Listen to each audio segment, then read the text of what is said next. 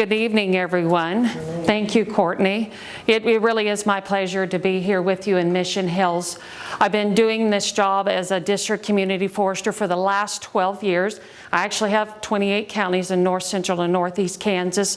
I was talking to the folks earlier that I was a dairy farmer's kid. I grew up south of Manhattan, and you just don't get out into the world all that much. And I've had the privilege of working in a lot of towns, and I want to stay right up front that Mission Hills is very progressive. You have a beautiful city. Inventories are tedious, they take a long time, but what I like so much about them is it allows me to drive every street. It allowed me to walk through all your parks, your public spaces, and it really allowed me to feel your community as best as I can for not living here. So I'm certainly glad to be back tonight, and we're going to broadly cover management options for emerald ash borer. So write down your questions or remember them, and I'm sure we'll be glad to answer it at the end. I usually save these messages for the end, but I think when we're talking forest health threats. So I was a child born in the 60s, and that's about the time that Dutch elm disease began to really get off the ground. It was really raging through communities in the late 60s, the 70s.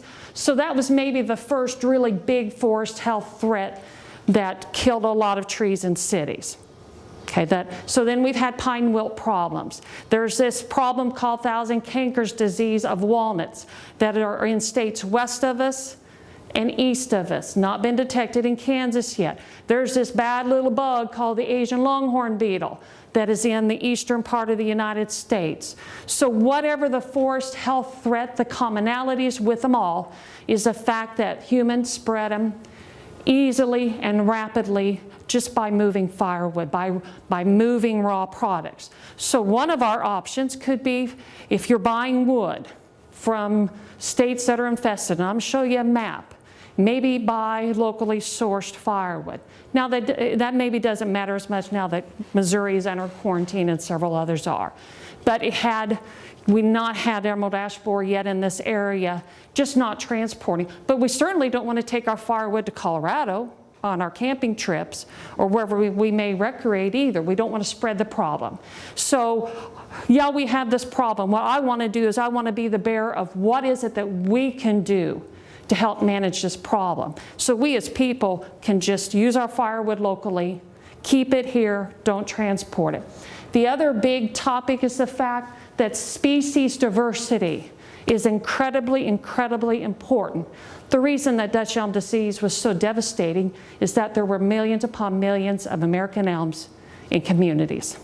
Well, when the American elms were lost, I'm going to let you guess what got planted a lot in its place.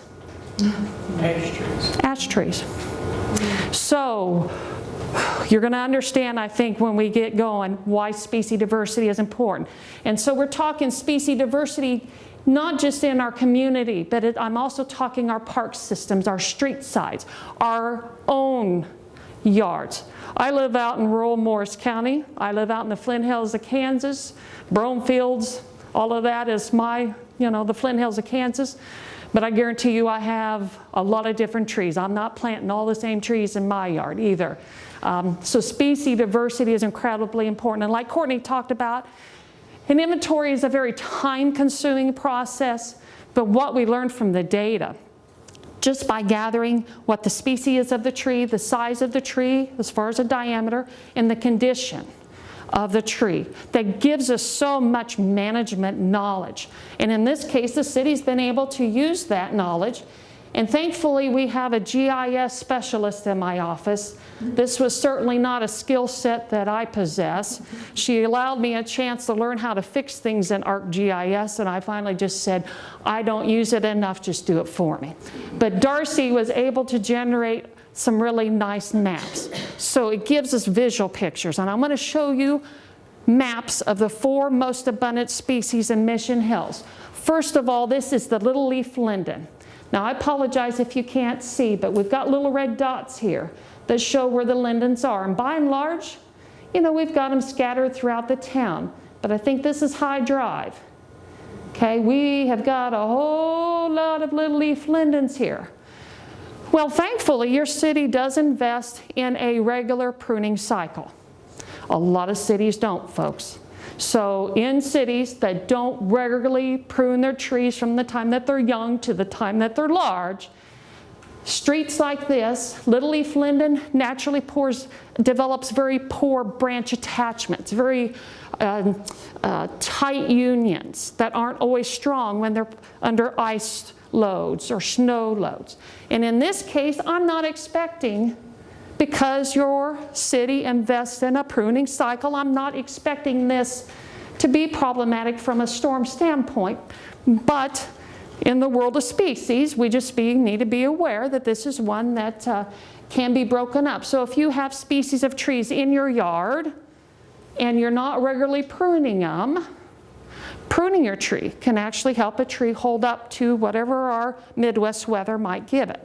So that's a cultural practice that you can undertake in your yard to help just allow your trees to grow from a young age to an old age, but not necessarily for EAB management, folks. Understand I have to weave in some cultural things here too, right? Okay, in my line of work. So pin oaks, your second most abundant. Little leaf linden is your fourth most abundant species. Pin oak is your second most abundant. And we don't know, oh, wrong way.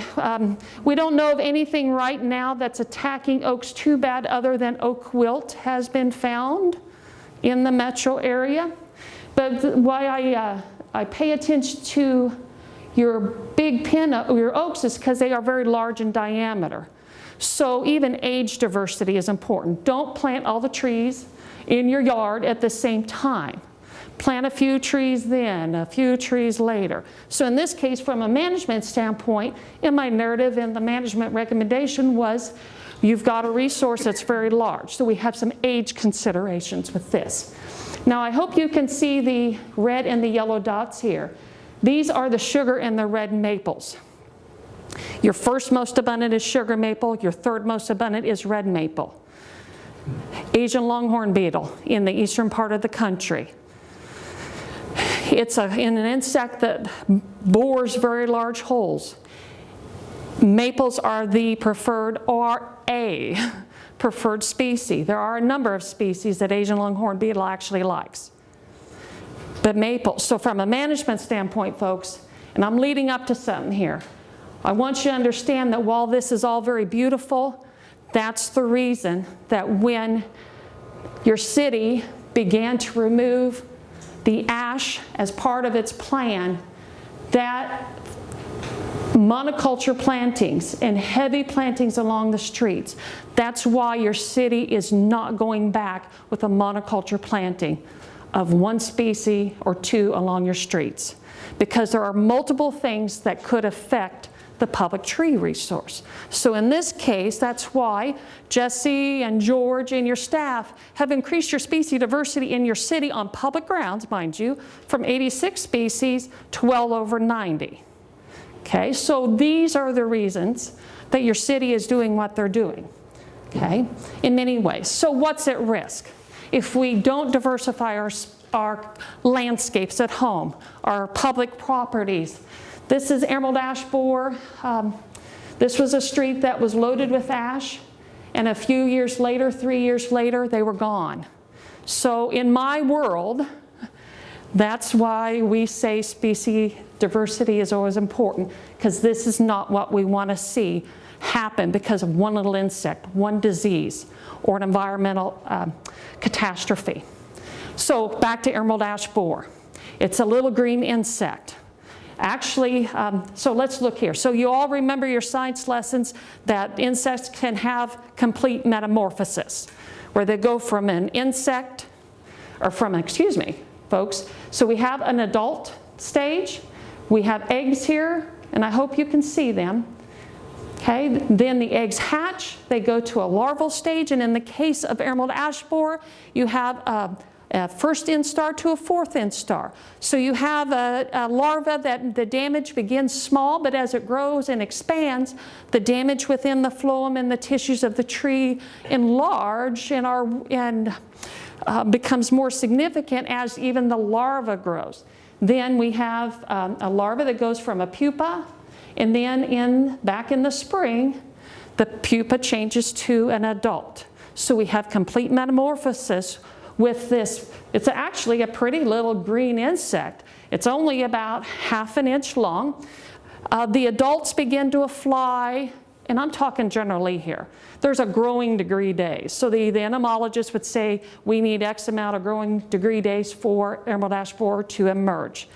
Roughly, the adults merge about the time that the black locust blooms, and it was pretty close this year.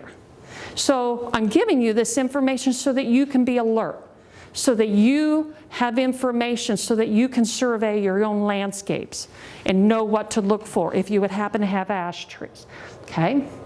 So there again we have an adult. When we talk about borers, and I'm talking generally, but we have borers that are either round-headed borers or flat-headed borers. And in this case, the emerald ash borer is actually a flat-headed borer. So as it emerges from the tree to begin to go fly out and feed, that's why we have the exit holes that I'm going to show you here coming up. But I want you to see the ruler. The emerald ash borer is only about 1/2 inch long. It's only about 1/8 inch wide. Okay, as the head emerges, that's why your hole's about that big. Don't confuse it with all these other pretty green metallic insects, and people will. This all is going to be on your website, by the way. So I want you to know that the emerald ash borer is a green metallic insect that has purple segments under the wings. It is a good flyer, usually maybe about 1/2 mile at a fly, but there is some reports in the literature that it could go as much as 4 miles in a 24-hour period. But generally, it'll fly about 1/2 a mile. It's the larva that actually is so damaging to the tree because the larva feeds on the phloem and the outer sapwood. So I want you to see, can you see these S-shaped galleries? Now remember, there's a lot of native borers that are active. We've had drought. We've had stressful conditions for trees and shrubs and plants. So we're always glad to look at problems, and your staff. Have you all met George and Jesse, by the way? And if not, put your hands up, guys. These are your local folks, your local experts. So if you think you have EAB, these are the things that are going to be very specific that I'm showing you coming up. This is from logs at Wyandotte County. Okay, so I'm beginning to have my own pictures now that I can show. There are borers that kick the frass out, so their poo and their excrements. Some larvae leave it in the gallery, some kick it out. This is an insect that tends to pack its frass in the galleries. The larva is white, legless, and bell-shaped. I got a good picture here. Okay, there you go. So we have a larva now that has been found in the log. We've got draw knives. Your staff were all out there at Wyandotte County Lake one day with me peeling logs because we've all got to learn how to find this thing, right? And the problem with emerald ash borer is that it could very well be in an area 7 years before we can see the damage that it's causing. And that's what's been very problematic about this. For one, it's an invasive insect. It is not native to the United States. It actually is more native to Mongolia, China, the Far East. So back in 2002, when it was found in southeast Michigan, we didn't have any experience with it here. So this is an insect that for a long time everybody thought was only going to bother the native ash. Now here in Kansas, we're not going to have black ash. We'll rarely have blue ash, and in your communities you may not have it unless you plant it. But we certainly do have a lot of white ash and a lot of green ash in our Kansas communities. And remember the map that we have a lot of white ash here in Mission Hills. So we do know that the emerald ash borer is going to be problematic to the ash. Understand I say we very loosely. It was not me or my agency. There were reports from Ohio that actually EAB can conduct its life cycle in the white fringe tree. So there again, we're learning more about an insect that we didn't have any knowledge of until about 2002. So I want you to know white fringe tree is not native here in Kansas. So if you're going to find it, it's going to be because someone planted it. All right, so Emerald borer, first found in southeast Michigan, 2002. Kansas joined the EAB infested club, and we were the 18th state back in 2012. We're now up to 25 states that have had detections. Louisiana is the most recent. Wyandotte, Johnson, and Leavenworth counties in Kansas from 2000 to 2014 are now under a quarantine restriction, federal quarantine as well as a state quarantine. They work together. They require the same things. So there really will be no stopping this problem. And that's hard to say because I'm always one of these, what can we do about the problem? Well, what we can do is we can be good managers of our landscapes, of our city's landscapes. And in Johnson County, I've got a commercial arborist friend this spring. He sent me the pictures you're seeing next, and he says, Kim, I'm finding it easily, or a lot more easily. So look at the canopy that's pretty much is lost. So he's removing this tree. He sees the canopy loss. He's looking. He actually caught an insect. He caught the borer in this picture emerging. And by the time he was at a different tree, the borer had already left. He couldn't find any larvae as he peeled, but can you see these galleries? And this is a small tree, folks, 10 inches, 12 inches. EAB can affect trees that are even half an inch small. So this is an insect that does cause problems. So in your yard, in your community, you're going to look for the loss of the canopy. There may be these suckers on the tree. You've seen now the S-shaped galleries. We have an 1/8 inch size exit hole. I don't know if I've shown you that well enough. The bark with EAB may crack and come off. There we go. Here's a exit hole. This is your traditional size. D-shaped, it's a flat-headed borer, remember? So the hole it leaves is D-shaped, and it's only about an 1/8 inch in size. If you're seeing a 1/2 inch D-shaped exit hole, it's probably not EAB. Certainly get out something, measure it. If you really think that you've got something, please speak up. Speak up. And even the woodpeckers like the larvae. So you may see woodpecker damage. So the part of this program that I'm going to suspect you might have some interest in is how do you make decisions on your property of to treat or not to treat. Am I right about that? Okay. All right. So let's hit that real quick.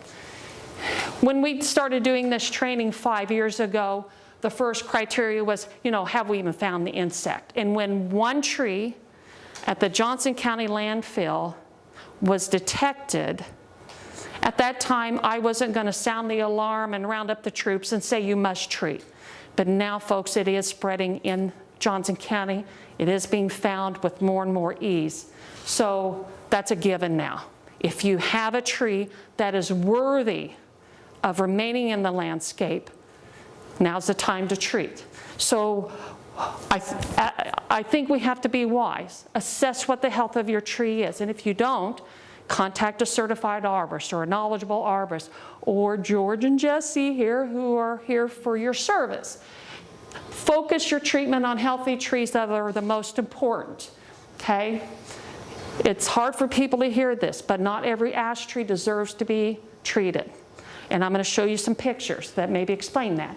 How much of the canopy is missing? Does it have defects? What condition is it in? There are so many things that could interfere with the chemical being taken up. And are you going to invest from now in the next 20, 30 years on an insect if your tree really isn't in that great of condition? So you have a lot to consider. Am I going to tell you yes or no on something? No, that's not my business. But I hope I give you enough information that you can make decisions for yourself. Treatments should be preventative, and I think I'll illustrate that here pretty soon. I thought the Johnson County Extension website really summed it up well. I was there yesterday because I want you to understand that there's a lot of resources. I hope you grab the yellow sheet on the table because everything that I'm covering today I got from the sources on that sheet. I also want you to know where I get my information. So only high-value trees in excellent condition should be considered for treatment. Good to excellent. I would fudge there. Do we have defects in the trees? If you stop treating your tree for emerald ash borer, it will become infested. And the treatment options we'll get into, I'll go through the ones that are yearly and the ones that you can treat every 2 years. Properly applied treatments are highly effective in controlling EAB, but I cannot say with good conscience that they're 100% effective. There's always going to be perhaps a circumstance or two that could prevent treatment from being as effective as you want it to be. So how can we decide trees that should be treated or not? First of all, you understand that trees should have buttress roots. We should see the roots on a deciduous tree. So if your tree looks like a telephone pole emerging from the ground, and oh, by the way, you have some dead wood in the top, and oh, by the way, you have some other problems, it may not be the best candidate. Now, these are not ash tree pictures I'm showing you, but I'm showing you defects that would make a tree, in my opinion, not worthy of treating. For instance, a shear crack in a tree. This is a high-risk situation. This is not a tree I would invest chemical treatment to, because in time it's going to have a problem and it's going to fall. All right, so cracks are bad news. Fungal growth. I have heard of people recommending treatment on trees with fungal growth on them. That is not professional, because this is a sign of advanced decay in the tree. And folks, when the tree fails, this is what advanced decay looks like. We might get chemical movement out here, but if your trunk of your tree is decaying and you're going to have a structural instability, is that a tree that's worthwhile of your investment? I would have to ask. And then cavities. Now this isn't exaggerated. This is a big cavity. But you have to look. Do I have cavities? Wildlife holes are a sign that that wood is dead, that there's a cavity there. Are those trees really worthy of treating? I would never, if this was ash, I would not invest treatment because of that really bad defect. And what if the canopy just looks sparse? The leaves are not emerging where they are. The tree just looks like it's struggling. This is not a tree. In my opinion, that is worthy of treatment. Thankfully, Kansas being the 18th state, we've had a chance to learn from other states, and I'm sorry to say that, but Michigan being the first, we've gained a lot of knowledge from what they have learned. And Dave Smiley, a researcher from Michigan State, he is recommending that a tree that has about 30% canopy loss very probably is not a good candidate for treatment. Now, folks, you understand that if you read different sources, you're going to get varying of information. I've seen anywhere from 25 to 50%, okay? But pretty generally, I'm hearing 30%. Do you see how much 30% is? There's not a lot of loss there. This is what 50% looks like. So this is why you need to be watchful of your trees. Most trees don't die overnight. Occasionally I get those calls. All of a sudden my tree has died overnight. Most of the time this won't sneak up and get you overnight. So monitor your landscape and look at what your trees, how they appear, what the things are in them. If we're talking chemicals, now I'm not going to get into the different formulations. There are product labels that are very informative. Back in my day of learning chemicals and becoming an applicator, we didn't have all this stuff online, but you have that available now. So if you want to research certain products, the information's certainly there. But let's talk about what are the different chemical categories. In my day, we called a chemical a contact chemical, meaning it had to spray and it had to touch the insect and be absorbed by the insect to kill it. Another term I've seen has been cover spray.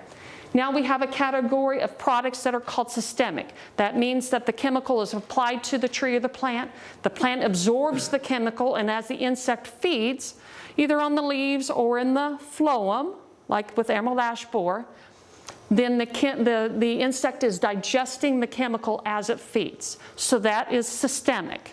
And within the realm of systemic treatment, the chemical can be applied through a soil injection, a soil drench, a trunk injection, a basal trunk spray, or a bark spray.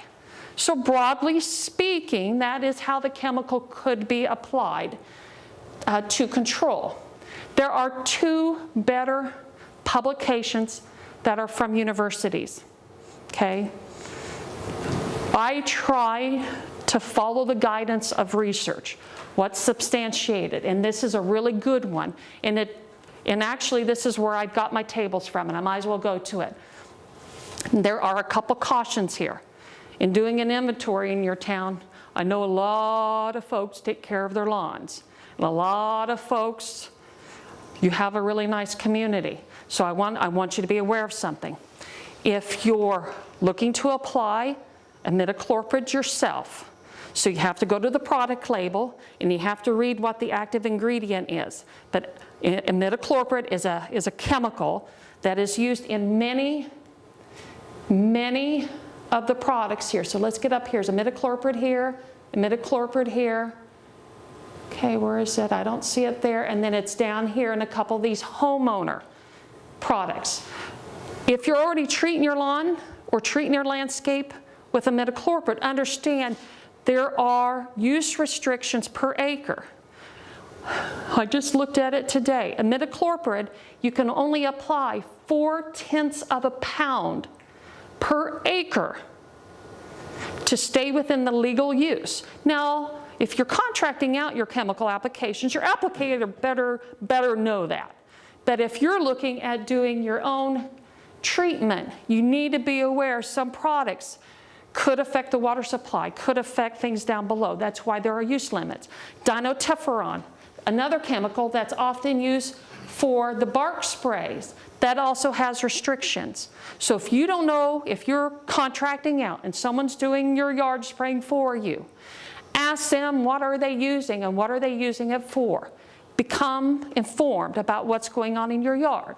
Because if they're applying, for example, 0.4 of a pound of imidacloprid in other functions in your yard, you need to switch to another product, okay, to stay within that. And that's all for them to be concerned about, but I just don't let someone roof my roof without understanding what they're doing and why they're doing it. So I'm just trying to be upfront with you with the information you need to know. Another publication on the yellow sheet that I thought was very informative was from Colorado State. And they've got tables as well.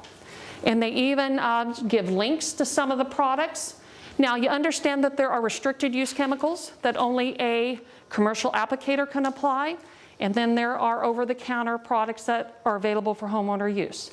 That's the other kind of broad understanding here, is you can go buy some of these EAB products.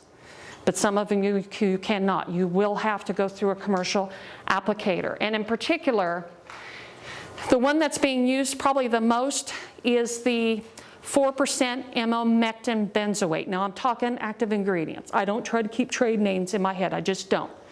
But emamectin benzoate triage is the trade name. You can apply it every 2 years per the label guidance. All the other products have to be applied yearly. So this is where I'm going back to, you need to do a frank assessment of your ash trees, because you are looking at a yearly investment or an investment every 2 years for your chemicals. Okay, so what are the costs? And I know I've got to be past my time, so I'm going to zip here. Generally speaking, in this area, George and Jesse are hearing $15 per diameter inch. So if you have a 10-inch diameter tree, you're looking at about $150 to treat, roughly speaking. In Johnson County, my source is telling me that it is varying. But I want you to know that here locally, this is what your staff is hearing. Remember, reputable companies will not have time to come knocking on your door to sell you EAB treatments. Don't be pushed into making a decision now. My offer is only good for now. Don't be pushed into that. And I think you can learn a lot about who you're dealing with, because you can say, why do you think my tree has EAB? And why are you recommending what you are? And I think how well they can answer that is going to be a sign of how much they've engaged in this problem and how much they've learned and how well. And I think that's a way to discern someone. Now, in this area, you should not have trouble finding a Kansas certified arborist through the state association or a certified arborist with the International Society of Arboriculture, ISA. We've been talking about this for 5 or 6 years. Anybody that's certified in this area should know about EAB and what the options are. If anybody's going to apply chemical for you, you need to ask, and can they produce their verification that they're a commercial pesticide applicator through the Department of Agriculture. Those are the credentials that you can look for. And on a related note, I am about done here. Here's some of the things that I've seen on some websites. The first example, I really do like that good tree care is being promoted. And this is a quote. Someone says, pruning, watering, and mulching will minimize risk of your ash tree becoming infested. What I think they're trying really to get at here is most borers are not the cause of the initial problem. They're secondary invaders, and they usually become secondary invaders because the tree is under stress.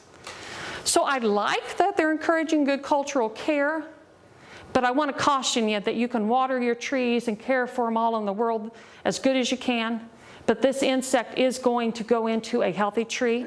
It may be drawn to a stressed tree. If you've got a healthy tree in your yard and a stressed tree in your yard, it may go to your stressed tree first, but your healthy tree is not immune to it. Okay, so that's why I have that up there. I want to make sure you understand that. There is no EAB disease prevention, folks. There is no disease as part of this problem. This is an insect problem, okay? This last part is technically correct. They say everything right, but I want you to understand that this is an insect that leaves a 1/8 inch D-shaped exit hole. Okay, now, if you're going to peel on your tree with a pocket knife, okay, is this an EAB? Insects could, their exit hole in the bark could appear D-shaped. You can carefully shave it and see if the hole stays true as you go through that. Or you may hire somebody to do that, right? But understand that there is a lot of insect activity, but these are the specific ways that you can tell. And I'll sum this up quick. Your community is beautiful. You have a lot of trees. We inventoried more than 3,900 trees back in 2013 when we did your inventory. Of course, the inventory data has changed because ash trees have been removed, but your species diversity has gone up. I know that because Jesse's been telling me what all has been planted. Your community benefits from your tree canopy. Your air quality is better because your trees are here, because they absorb the pollutants. When communities don't shed as much storm water, when there's less fast rushing water into your creeks and your streams, your water quality is better. There's less sedimentation flowing downstream, perhaps to a public drinking supply. Okay, so our community here is cooler because of your trees. So there's a lot of these social and economic and other benefits that your tree canopy does, which is why I'm so grateful your city, at the time that they're removing these trees, they're planting back trees as well. And I hope as you look at perhaps removing trees in your yard, that you also replant and care for your trees. Because for every dollar that's invested in urban and community forestry, if the tree can grow to a large and mature size, it will return almost $3 for every dollar invested. And this is a nationally known data. So you have a beautiful community. It just happens to have has a little problem that's a pretty green insect and it's invasive. But the sky is not falling. We don't have to think that we're Chicken Little and there are no options for us to deal with this. Yes, it's going to be a problem if you have one or more ash trees. But I hope with this information, we've given you at least resources. I hope you've grabbed all the handouts you need. You'll have the resource sheet. You'll have my presentation in time. I hope at the very least we've given you information that you're able to better make decisions on your own property.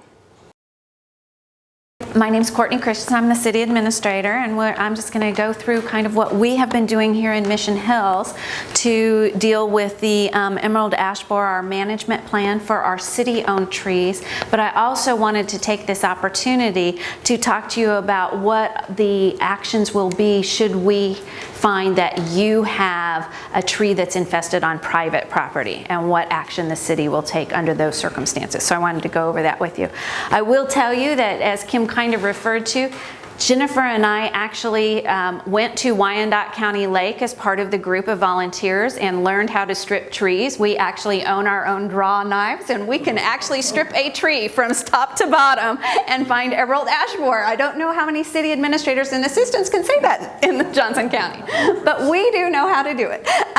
So we really have been following this very seriously for well over 2 years now, and trying to figure out what's going on and figuring out what's going on in the city. As I mentioned, that Kim had done the inventory for us through her federal grant, which did not cost us anything except for our payment to our arborist and our 2 interns. So that was very nice. That did come to us in a GIS system, which our new consulting arborist, Jesse, is very good at keeping current. So what happens is, just overall, and it also affects the emerald ash, is that as we remove a tree, it is being removed from our inventory. When we plant a new tree, it is being put back into our inventory. So our inventory is dynamic. It is not just good the day Kim left town. We are keeping it up to date so that we will always know what is going on with that. So we did an inventory. Initially, George did an inventory. George Ibe did for us, and we thought we had about 300 ash trees. By the time that Kim had finished the inventory of the city, we found that we had more like 360 ash trees on public property. Then what happened was that those are in a condition rating. They not only tell you where they are, but it tells you what condition they are in: poor, fair, good, excellent, like that. And then Jennifer and I personally drove all of the city streets, and I personally marked each of those trees based upon that inventory, and then making judgment calls also.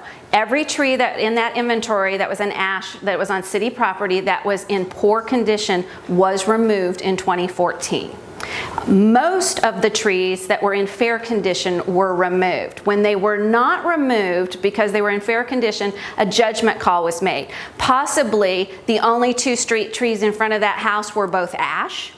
And so to lose both trees at once would be devastating to the environment and to that property. And so a judgment call was made on which one to go. It may be that we looked at them and said, okay, but if we took out both of them, we could plant a tree. If we only take out one, we can't plant a new tree, that there's not enough room. So then that was a conversation with the homeowner about, if we take out 2, we can go ahead and get the new tree in. So those kinds of things were considered. Things that were also considered were whether the ash trees were interrupting the natural growth of a privately owned tree. So it was damaging the privately owned tree's canopy, and in that case, then that was more likely to be one that was removed. We also removed all trees that were under, all ash trees that were under about a 4-inch caliper. So those newer, younger ash trees that had been planted that we should not have planted, that was our mistake. So we went ahead and removed those because that gave us a much greater opportunity to replant in those areas. And so we did take advantage of that. We did begin our diversification. We looked at the inventory and we said we have way too many sugar maples. We have too many maples. We have too many little leaf lindens. And so as we worked with people to replant, we have, a lot of people say, but I want a beautiful maple. We love the maples too, but the Asian longhorn beetle is on its way. And we do not want to have only maples or only things that they like here in our city. And so we have not done that. But we have planted, since we removed 164 ash trees in 2014, we have planted 380 new trees on city property. And so we have worked really hard. We go out, the 2 consulting arborists making a judgment on whether you have room on your front. We send you a letter. It comes from Jennifer, who suggests that we'd like to plant a new street tree on the city's property, but adjacent to yours. And what 3, or usually 1 tree particularly, but maybe 2 other choices of species that we would recommend. And then we work with the homeowner. I will tell you, that we are somewhat disappointed at the rate of people who tell us they don't want a new tree. That we find that there is a location and they do not want us to plant in the city right of way. And that is a disappointment that the council and the mayor have been talking about and how they'll handle that. Barbara Nelson is a councilperson who's here, and Mayor Bass are also here tonight, I think to make sure I'm doing my job. And we will get to questions, but it is a disappointment that, you know, we would like people, when we have identified a space that a street tree would be good, we would like to be able to plant in those locations, because it is a very strong priority with the council and the mayor. I have worked here for 15 years. It has never not been a priority when I do my budget and my evaluation. It is always a priority to reforest and continue to grow the urban forest in Mission Hills. That this treed, canopied community is who we are and how we identify ourselves. And so we need to continue that process.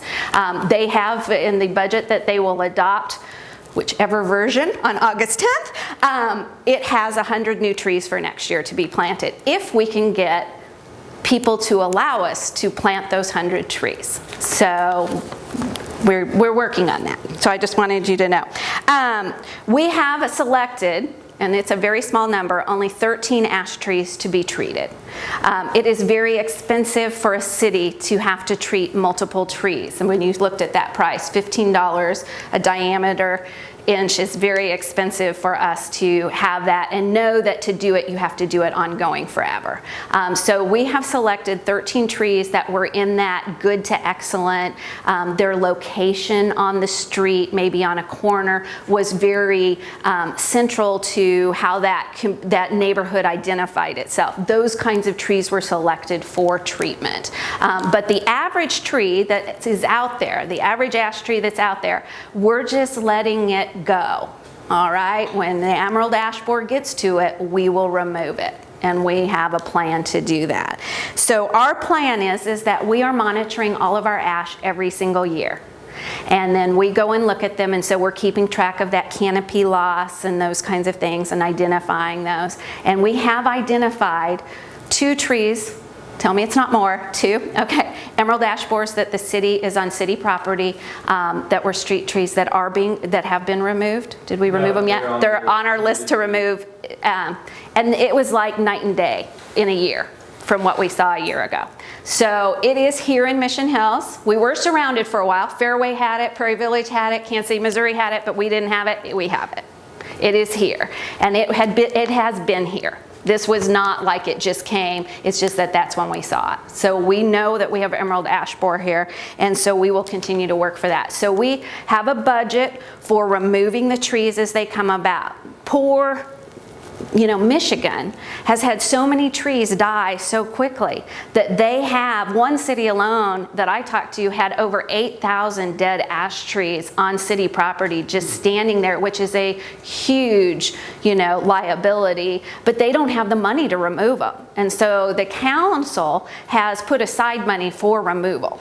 And so we have money, and then we are budgeting money every single year. When she was talking about that when you spend $1, you get $2.70 back in value, we spend over $190,000 a year on our city street trees. On pruning them, we try to prune 1/3 of the city every single year. There are communities around us that prune maybe every 20 years. We try to prune 1/3 of the city every year.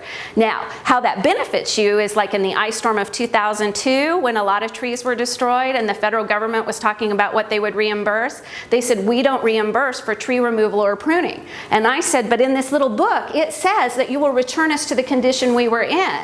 And they said, well, but no city prunes their trees regularly. And I was able to give them proof that we prune every 3 years. And they paid us the 80% to reprune all of our trees and to remove any trees that we thought were going to be dead because of it. And we got 80% of that reimbursed because we have a regular plan that we've documented, that so we have an advantage. So that's one of the ways that your tax dollars is being spent and being kept track of. So what we would talk about next, so as we find them in our trees, city trees, your trees, sorry, you know, I feel a little possessive after 15 years, but as we find them on the city trees, we will be removing those trees because you cannot kill the emerald ash borer. There is not a spray, there is not anything that is going to kill the emerald ash borer. The only way to stop it is to grind up the tree, and so that's what we have to do. We have to remove those. So then the question becomes, and so you've heard, we're going to replace the trees. We're going to diversify, we're going to replace.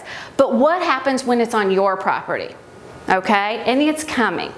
So that's why we wanted to do this. We didn't want it to be a shock to anyone when you get a letter from us telling you that we have concern about your tree, that we've sent out the consulting arborist, they have identified that they believe your tree has emerald ash borer. You are going to get a letter from the city telling you, when we are sure, that it is infested. And under our nuisance ordinance, any tree that has an infestation that makes it detrimental to a neighbor's tree, or it could become dangerous, or it's detrimental to your property, that kind of thing, can be ordered by the city to be removed. And we will send you a letter and tell you that. Now you will have a couple of choices depending on how much the canopy is gone. If the canopy is less than 30% or less and you wish to treat your tree, you will be able to let us know that you're going to treat your private tree. You know, that you have hired an arborist and are taking care of that situation. But once that tree gets past that 30% canopy loss, regardless of whether you've been treating it the whole time or not, at that point in time it becomes detrimental and dangerous, and we will order it to be removed. And you will be given a certain amount of time to remove that tree from your property. So it would be good if you knew which trees, if you have ash on your property, so that you could start to think about it now. If you really want to keep them and they're in good condition, treat them. You know, it's easier for you to treat one tree than for us to treat 360 trees. So, I mean, you have to make that decision, or know that we'll be ordering it to be removed. We do have 2 consulting arborists. That is a service that we provide. You do not have to pay our arborist to consult with you. If you call City Hall and ask for an arborist, we will make an appointment for you to meet with them. They will go through the trees on your property. They will tell you all about all the condition of all of the trees on your property, but they will also identify the ash trees. If you've got your own tree company, or somebody who's telling you you've got EAB, or telling you that you need to do something, whether it's the wilts or whatever it is, you know, Dutch elm disease, please feel free to get a second opinion for free from one of the city arborists. We would love to have you call and we would send them out, and that way you just have 2 different people who are certified arborists giving you their opinion of what's going on and advising you. So, but we just didn't want it to be a shock. If you get emerald ash borer, it is going to happen. And if you're not treating, and it is dangerous eventually. We saw on the 2 trees that we're removing, from last year to this year, all of a sudden huge branches falling off, and if that happens and you're in your backyard, you could get injured, it could injure your house, it could fall into someone else's yard. I mean, that's the whole point of it. And it's not fair for your tree that's infested to infest another tree. The faster we react to it, the more we can slow it down. But the truth is, at least through all the training I've been through in 2 years, the fact is we're going to lose our ashes. And so we need to be prepared for that. And we need to think about what we're going to do instead of those ash trees, unless you're prepared to treat them forever.